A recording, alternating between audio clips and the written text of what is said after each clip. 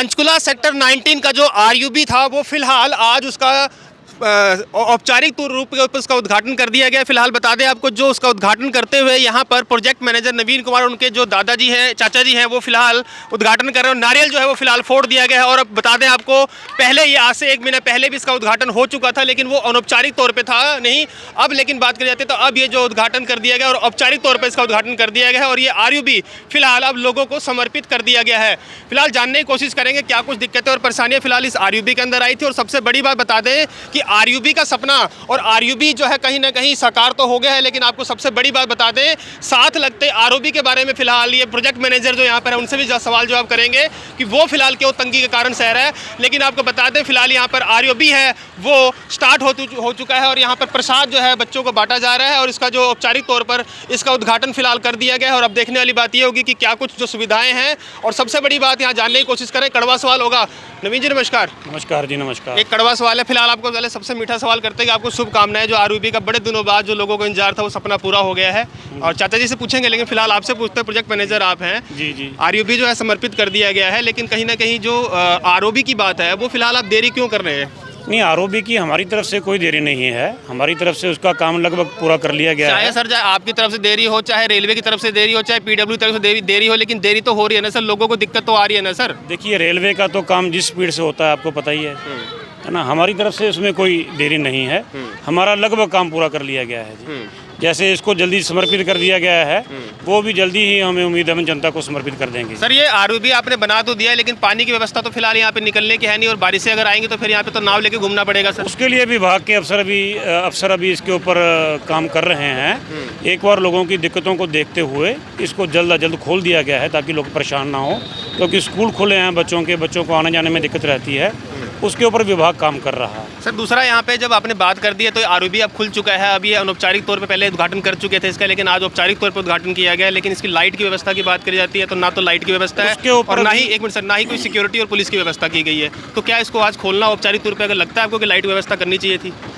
नहीं, वो सारे काम होंगे अभी। वो डिपार्टमेंट अभी उसकी तरफ काम कर रहा है सारे काम।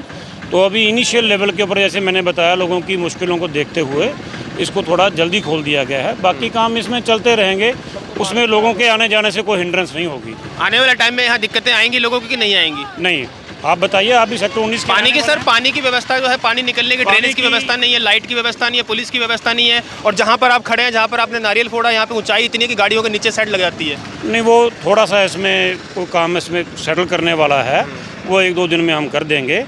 जहाँ तक पुलिस की बात है, वो प्रशासन का काम है, वो प्रशासन कर लेगा उसको जैसे। चलिए, अब आपसे चाचा जी आपके खड़े हैं, चाचा जी हैं। जी जी जी। सर आप जिस तरह लास्ट टाइम भी आई थी, आप लोग यहाँ पे, ज्ञानचंद गुप्ता जी भी यहाँ पर थे, और यही जगह है जहाँ पर आपकी मीटिंग हुई थी, जहाँ पर आपने एक कड़वा सवाल दागा था कि हाँ जी विभाग की तरफ से पैसे नहीं मिल रहे हैं, टाइम पे बिल नहीं मिल रहे हैं। तो क्या अब मैं समझ सकता हूँ कि जो आरयूबी का आपने उद्घाटन किया है तो क्या बिल क्लियर हो चुके हैं आपके? नहीं, अभी भी हमारी यहाँ पर बहुत पेमेंट बाकी है। और जहाँ तक बिल का सवाल है, बिल पेंडिंग है। तो सर बिल पेंडिंग होने के बाद आप लोगों को, लेबरों को पैसे कह देते हैं, कैसे काम चला रहे हैं? क्या फिर इसके अंदर कोई खाना पूर्ति करते हो? क्या सामान के अंदर कमी डालते हो? कोई रेता सीमेंट में कोई कमी डालते हो? क्या अब तक पूरा करना हो पैसा आपने? हमारे को ना तो खाना पूर्ति करने की ज़रूरत है, ना हमारे को किसी लेबर के लिए ऐसा कुछ है।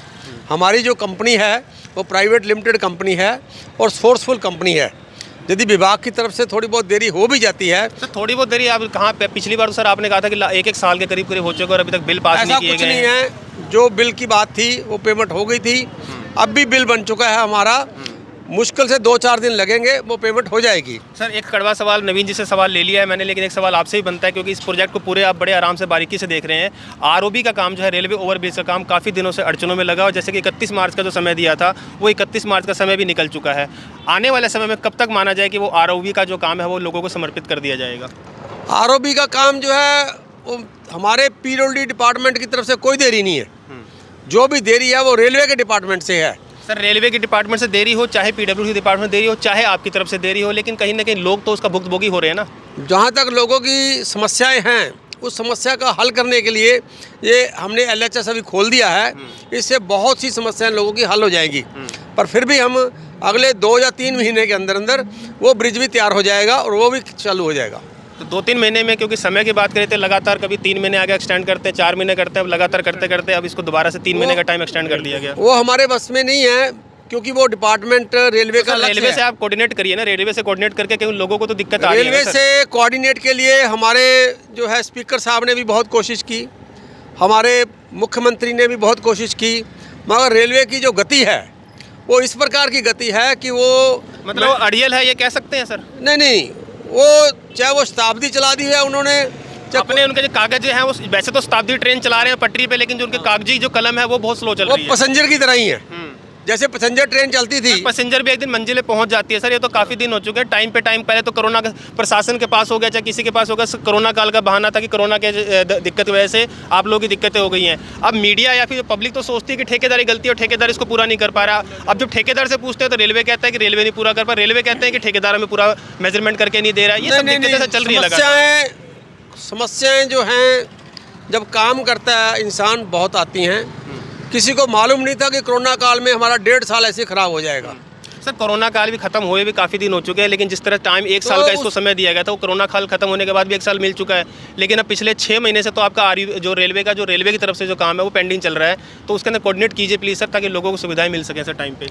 हम कोशिश करेंगे रेलवे डिपार्टमेंट से संपर्क करके जो है इसको जल्दी से जल्दी हल करेंगे। चलिए थैंक यू सर। तो फिलहाल ये थे मेरे साथ अपना जो प्रोजेक्ट मैनेजर थे उनके चाचा जी थे, और फिलहाल जो बात करी जाती है आरओबी का जो है औपचारिक तौर पे इसका उद्घाटन कर दिया गया है। अब देखने वाली बात ये होगी कि जो आरओबी है वो उसका उद्घाटन कब किया जाता है, क्योंकि समय की बात करी जाती है तो लगातार समय जो है आगे बढ़ाया जा रहा है, 3 महीने 4 महीने 6 महीने करके, और कभी कोरोना काल का बहाना। लेकिन यहाँ पर बात करी जाती है कि शताब्दी एक्सप्रेस काफ़ी तेज़ स्पीड से चलती है, लेकिन जो रेलवे की कलम है वो कहीं ना कहीं गतिशील नहीं है, और जिसकी वजह से लोगों को परेशानी आ रही है। अब देखिए यहाँ पे फिलहाल मेरे सामने अभी गाड़ी गई है सर, ये देखो गाड़ी यहाँ से गई है, उसकी आवाज़ नीचे से आई है।